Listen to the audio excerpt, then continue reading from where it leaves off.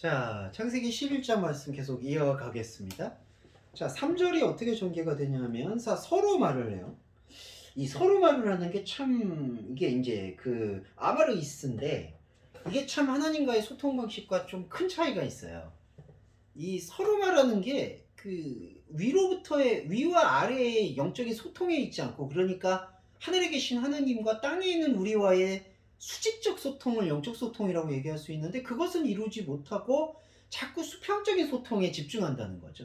그러니까 수평적으로 이걸 맞추기 때문에 거기 안에 답이 있을 수가 없어요. 그러니까 답이라는 것은 고사하고 숨 쉴 수 있는 속로가 사실은 없어요.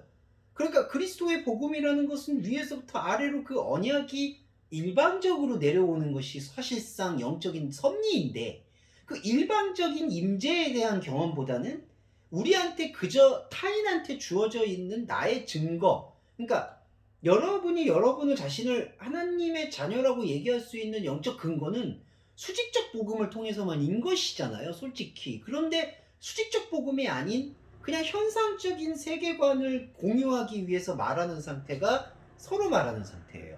이거 신약 성경에 보시면 예수님이 얘기하는데 자꾸 제자들끼리 서로 말하는 경우가 대표적 사례입니다. 제자들끼리, 사람들끼리, 바리새인들끼리.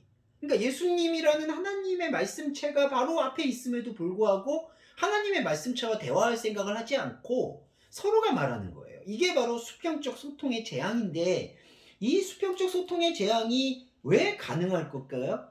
11장 1절에 사파흐가 하나이기 때문이에요. 사파흐가 하나가 되기 위해서 지금 발버둥 치는 욕망에 연루되어 있기 때문이에요. 사파흐, 테두리와 가장자리. 이 테두리와 가장자리가 뭐죠? 바로 타인의 시각이라는 거예요. 그러니까 수직적으로 하나님과 소통하는 그 나바르가 에아드인 언어가 하나인 상태가 아니라 주변성이라고 할 수 있는 나의 어떤 현상적인 외부의 영향과 조건으로 대화와 증거와 위로와 안위를 얻게 되는 모든 상태가 바로 샤파흐, 구음이 하나인 상태라는 거죠. 자, 구음이 하나인 상태에서는 벽돌을 경고히 국자라고 얘기할 수밖에 없는 거예요. 여기서 국자, 경고히 이거 다 어떤 단어가 유래했냐면은 그 샤라프에서 나오는데, 샤라프, 샤라퍼, 샤라프, 샤라파, 견고히 국자, 이거 둘 다 불태우다는 뜻입니다. 그러니까 완전히 불태우다. 자, 벽돌을 굽다, 벽돌이 앞에 나오니까 이제 이 굽다라는, 그러니까 이 샤라프라는 단어를 굽다라는 그 동사로 번역을 한 거, 의미로 번역한 것 같은데, 이건 그렇게 보셔야 되는 게 아니라 벽돌이라는 것 자체의 의미를 완전히 투신해서 그것은 열정으로 섬긴다라는 뜻이 담겨 있는 거죠. 벽돌을 섬긴다. 그럼 벽돌이 무슨 뜻일까요? 이게 라반이라고 해서 희다, 아주 순결성이 보장되거나 신적인 색채, 희다, 예, 화이트. 거기서 유래를 하기도 하고, 또 하나 이거는 재단을 뜻하기도 해요. 그러니까 그 노아가 계속해서 실패라고 볼 수 있죠. 하나님과 소통을 지금 계속해서 엇나가게끔 만들었던 그 가장 큰 아킬레스건이 제사였잖아요. 재단을 쌓고 포도나무 농사도 사실은 소출의 그 원만한 것, 온전한 걸 드리기 위한 제사 행위의 욕구에서 그게 술 취해 버렸거든요. 아벨과 가인에 있어서도 그렇습니다. 가인이 자꾸 땅의 소산으로 뭔가 제사를 하려고 하잖아요. 이 벽돌도 제사의 의미가 되는 거예요. 그래서 이 벽돌을 움직여서 이 벽돌, 제단, 제사, 여기에 자신의 의지를 투신하자라는 게, 그러니까 열정을 불태우자라는 게 견고히 굽자라는 뜻으로 되는 거예요. 역청과 진흙도 마찬가지가 되는 겁니다.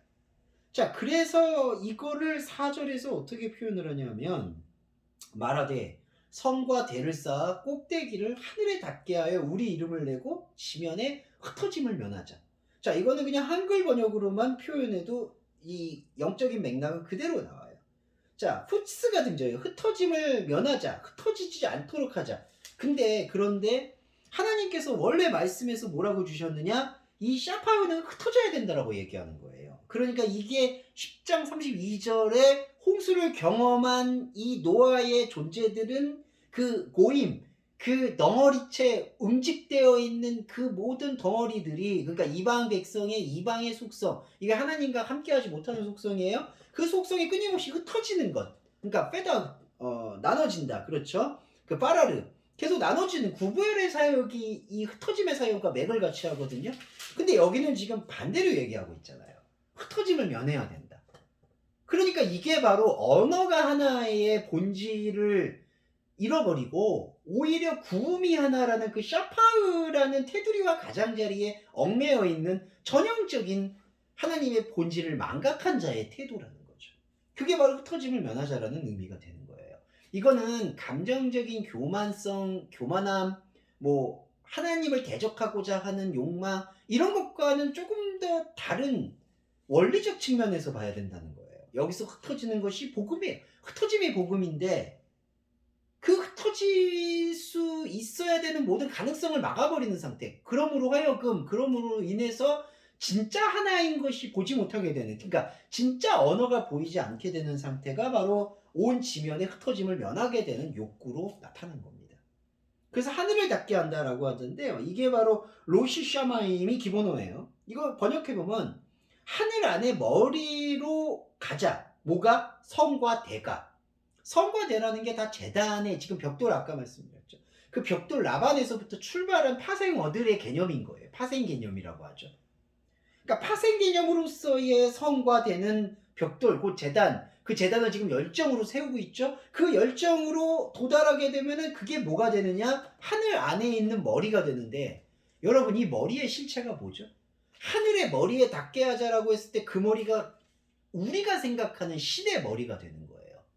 그러니까 이 하나님의 복음은 우리가 디자인하는 그 신적인 머리를 분쇄하고 파쇄하기 위해서 오신 게 하나님의 베아리트 언약이고 그리스도의 본질인데, 인간의 욕망은 그거와 거꾸로 전혀 다르게 지금 기능하고 있다라는 거죠. 하늘에 올라가게 한다. 하늘의 머리에 성과 대가 닿게 하자. 이렇게 하는 거죠. 성과 대 벽돌을, 제단을, 그 제단을 굳게 하는 거죠.